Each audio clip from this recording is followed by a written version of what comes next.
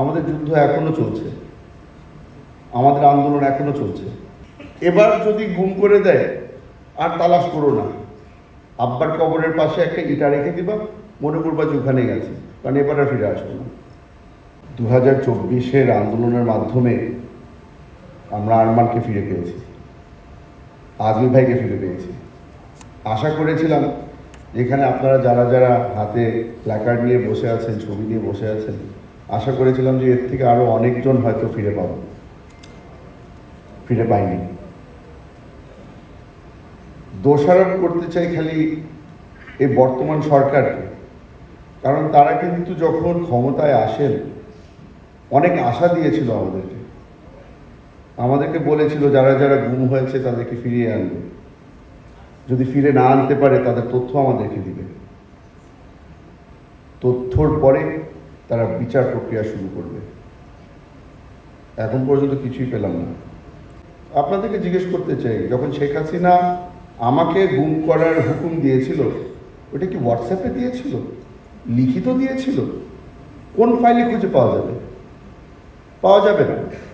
তবে আপনারা সকলেই জানেন, আমিও জানি যে হুকুমদাতা শেখ হাসিনাই ছিল, কিন্তু আমরা তার কোনো বিচার করতে পারবো না এই আইনের মাধ্যমে।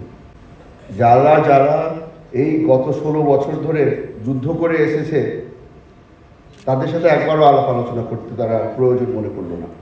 গোয়েন্দা সংস্থার সব ধরনের মানুষ নজর রাখতো আমাদের উপরে, হয়তো বা এখনো রাখছে, জানি না।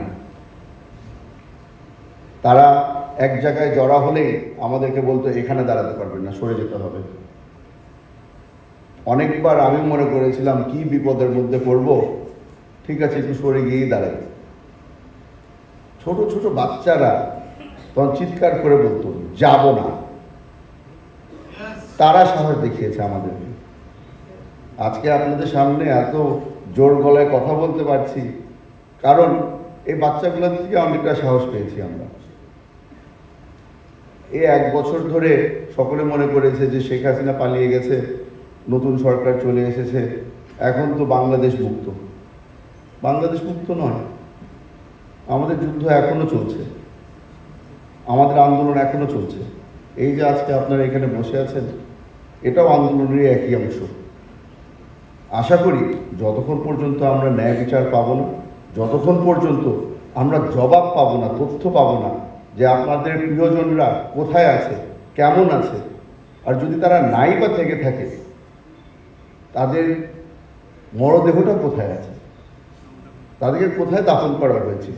মনে অনেক কষ্ট নিয়ে কথাটা বলতে হচ্ছে, কারণ সত্যি করে বলি, যখন সিদ্ধান্ত নিয়েছি রাজনীতিতে ফেরত আসবো তখন আম্মাকে একটা কথা বলেছিলাম, এবার যদি গুম করে দেয় আর তালাশ করো না, আব্বার কবরের পাশে একটা ইটা রেখে দিবা, মনে করবা যে ওখানে গেছে, কারণ এবার আর ফিরে আসবো না।